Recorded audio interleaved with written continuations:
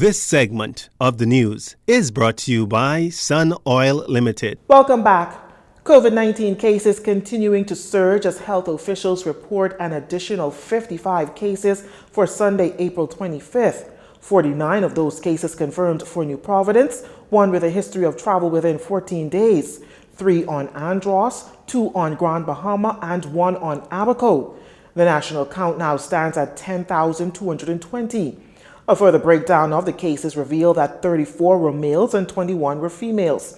There's now 618 active cases in country, 44 of which are hospitalized. 40 of those patients are moderately ill and 4 are in the intensive care. COVID-19 related deaths too shy of 200 as health officials also confirm another unfortunate death, a 45-year-old male of Bimini who died on Sunday.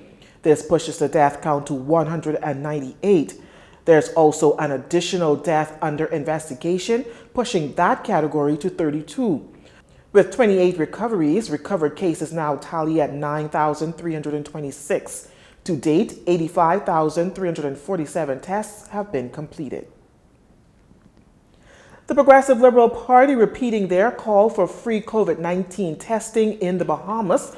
Opposition leader Philip Davis contends the PLP's COVID task force has repeatedly shared advice and recommendations for the fight against the virus, with the most important of these being free testing.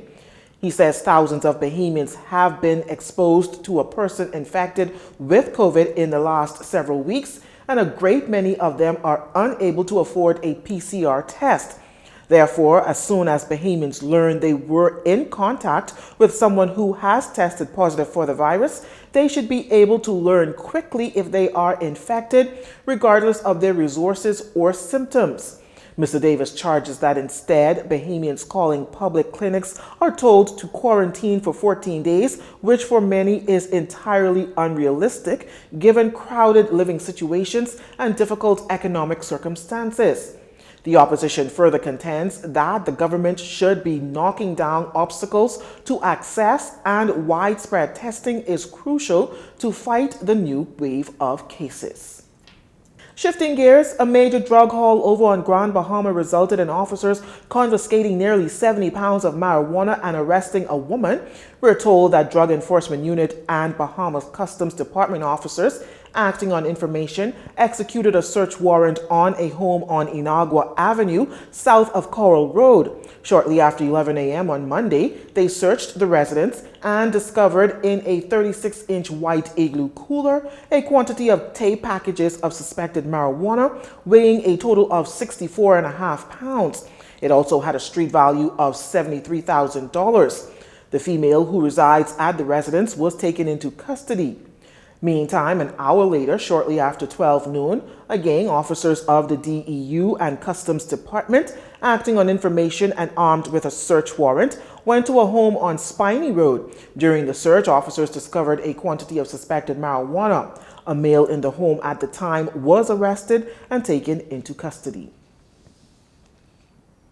21 Cuban migrants repatriated on Monday afternoon. 18 males and 3 females returned to Havana, Cuba via a Bahamas Air charter flight at approximately 2:29 p.m. The Department of Immigration in a release says the group was escorted by a joint law enforcement team comprising of officers of the Royal Bahamas Defense Force and the Immigration Department, with all COVID-19 health protocols strictly enforced. Immigration officials say the department is committed to executing the mandates of the agency. You're watching Jcn News. Stay with us. This segment of the news has been brought to you by Sun Oil Limited.